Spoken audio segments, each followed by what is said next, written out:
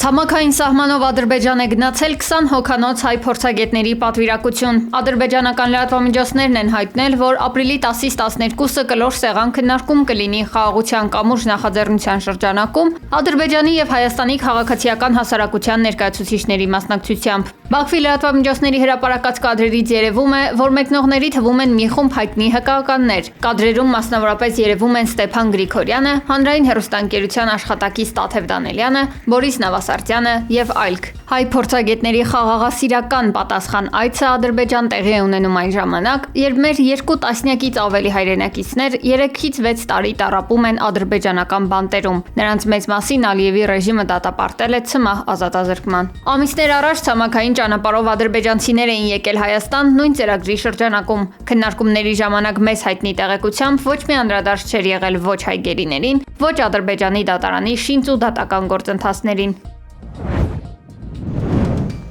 Հայաստանում շրջում են պարվի ցուլերը, այսպես են օդերևութաբանները նկարագրում Հանրապետության մի շարք շրջաններում տեղացած ձյունը։ Facebook-յան օգտատերերը հրապարակում են Լոռու, Տավուշի, Շիրակի, Սյունիքի, Վայոց ձորի եւ Գեղարքունիքի մարզերում տեղացած առատ ձյան կադրերը։ Օդերևութաբան Գագիկ Սուրենյանի խոսքով այս իրավիճակը կպահպանվի մինչև ապրիլի 13-ը։ Ապրիլի 15-ից 18-ը ընկած ժամանակահատվածում արևադարձային այդ տաք օդի բուրը ներթափանցման արդյունքում Հայաստանի ողջ տարածքում օդի ջերմաստիճանը կբարձրանա 8-ից 10 աստիճանով եւ գիշերային եւ ցերեկային ժամերին։ Եվ արդեն վերջապես մենք ապրիլի 17-ից 18 ընկած ժամանակահատվածում Հանրապետության լեռնային մարզերում կունենանք մինչև 15 աստիճան տաքություն, նախալեռնային հատվածներում մինչև 18-ից 20 աստիճան տաքություն, Արարատյան դաշտում, այդ թվում նաեւ մայրաքաղաքում օդի ջերմաստիճանը կհասնի մինչև 20-ից 22 աստիճանի։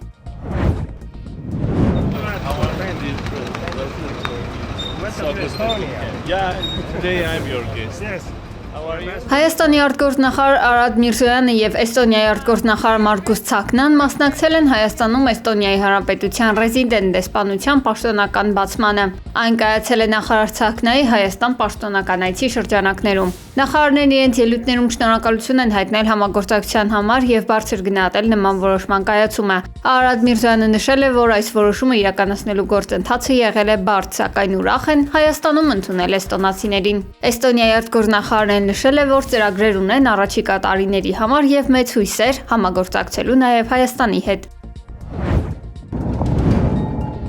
Իսրայելի պաշտպանության բանակը հայտարարել է Հեզբոլահի մոտ 10 հրթիռային կայանքի ոչնչացման մասին։ Ավելի վաղ Հեզբոլահը զգուշացրել էր, որ կտրուկ քայլերի է դիմելու եւ հաշվի չի առնելու ոչինչ սեփական երկիրն ու ժողովրդին պաշտպանելու համար։ Բեյրութի վրա իրականացված վերջին օդային հարձակումները համարվում են ամենաարյունալին 1990 թվականից ի վեր, խլելով ավելի քան 300 մարդու կյանք։ Մի շարք թաղամասերում իսրայելական կողմը տարհանման կոչ է արել, զգուշացնելով սպասվող նոր հարվածների մասին։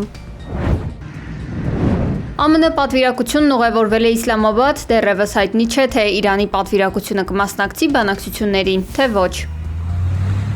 Իրանի խորհրդարանի խոսնակ Մոհամմադ Բաղեր Ղալիբաֆը հայտնել է, որ բանակցությունները հնարավոր են միայն մի դեպքում, եթե ԱՄՆ-ն կատարի իր պարտավորությունները։ Ղալիբաֆը շեշտել է նաև մեջբերում. Անցյալի փորձը մեզ ցույց է տվել, որ մենք պետք է բացարձակ անվստահություն ունենանք թշնամու նկատմամբ, մեջբերման ավարտը։ Այս կերպ կարծես Ղալիբաֆը ակնարկել է, որ այլևս չեն վստահում նախորդ անգամներում իրենց հետ բանակցած Սթիվ Ուիթքոֆին եւ Ջարեդ Քուշներին։ Ղալիբաֆը հավելել է նաև Ամերիկայի պատմական նահանջը եւ Իրանի 10 կետանոց ծրագրի ընդհանուր շրջանակի ընդունումը անհերքելի հաղթանակ է, բայց մենք սա համարում ենք միայն անավարտ քայլ, մեջբերման ավարտը։ Հաջորդ շաբաթ Վաշինգտոնում կմեկնարկի Իսրայելի եւ Լիբանանի միջև ուղիղ բանակցությունները։ ԱՄՆ պետքարտուղարությունում կայանալիք հանդիպումը կհամակարգի Լիբանանում Միացյալ Նահանգների դեսպան Միշել Սիսոնը։ Իսրայելական պատվիրակությունը կգլխավորի Միացյալ Նահանգներում Իսրայելի դեսպանը, իսկ լիբանանական կողմը կներկայացնի ԱՄՆ-ում Լիբանանի դեսպանը։ Բենյամին Նեթանյահուն բանակցություններ սկսելու հրանգ արդեն տվել է իր կառավարությանը։ Օրակարգի առանցքում Հեզբոլայի զինաթափման ու երկու երկրների միջև խաղաղ հարաբերությունների հաստատման հարցերն են։ Այնուամենայնիվ նման խնդիրների շուրջ արագ համաձայնության հասնելը դեռևս մեծ կասկածներ է հարուցում։ Դժվար է պատկերացնել, թե ինչպես կողմերը կհաղթահարեն տասնամյակների թշնամանքը մեկ հանդիպման շրջանակում։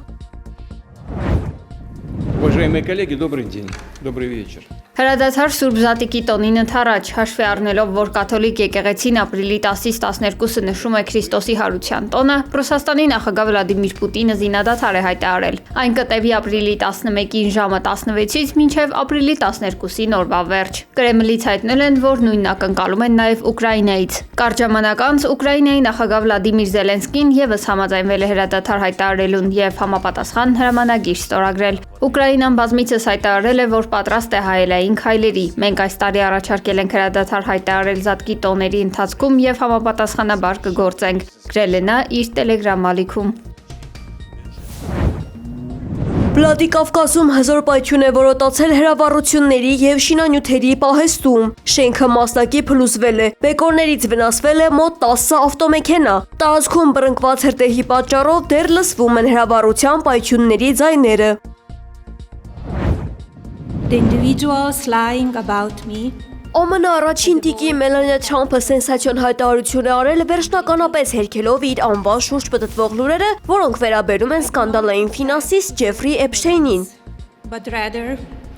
I reject their mean-spirited attempts. Մելանիան շեշտել է, որ ինքը երբեք որևէ առնչություն չի ունեցել Էփշթեյնի հանցավոր գործունեության հետ եւ կոչ է արել դադարեցնել բոլոր անհիմն շահարկումները։ Առաջին տիկինը կտրականապես հերքել է այն տարածված լուրերը, թե իբր Էփշթեյնն իրեն ծանոթացրել Դոնալդ Թրամփի հետ։ Նա այդ պնդումները որակել է որպես իր պատիվն ու հեղինակությունը արատավորելու չարամիտ փորձեր։ Անդրադառնալով Էփշթեյնի գործընկերոջ Գիլեն Մաքսվելի հետ ունեցած նամակագրությանը, Մելանիան պարզաբանել է, որ դրանք եղել են զուտ քաղաքավարական եւ պատահական բնույթի կարճ նամակներ, որոնք որևէ մտերիմ կապ չեն ենթադրում։ Մելանիան կոչ է արել կոնգրեսին կազմակերպել հրապարակային լսումներ Էփշթեյնի զոհերի համար։ Նա նշել է, որ յուրաքանչյուր կին պետք է հնարավորություն ունենա երդվյալ վկայություն տալու եւ իր պատմությունը բարձրաձայնելու, որպեսզի ի վերջո հաստատվի իրական ճշմարտությունը։ We will have the truth. The chair would ask that all members present. Թե դեմոկրատական կուսակցության որոշ ներկայացուցիչներ ողջունել են լսումների գաղափարը, սակայն Էփշթեյնի զոհերից ոմանք թերահավատորեն են մոտեցել առաջին տիկնոջ քայլին։ Նրանք կարծում են, որ սա ոչ թե արդարության հասնելու փորձ է,